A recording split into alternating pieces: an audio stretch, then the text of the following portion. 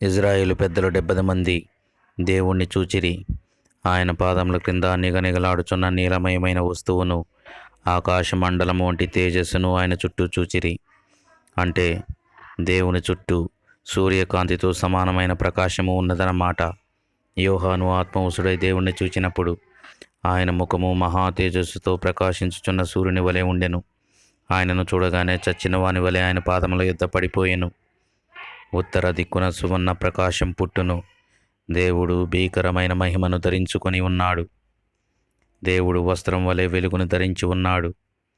మోషే దేవునితో ముఖాముఖిగా మాట్లాడినవాడు. దయచేసి నీ మహిమను నాకు చూపుమని దేవుణ్ణి అడిగినప్పుడు, నీవు నా ముఖము చూడజాలవు, ఏ నరుడు నన్ను చూచి బ్రతుకుడని దేవుడు సెలవిచ్చెను. నిజమే, విద్యుత్ శక్తిని మనం వాడుకోగలము, కానీ దానిని పట్టుకోవాలని ప్రయత్నిస్తే మరణం తథ్యం.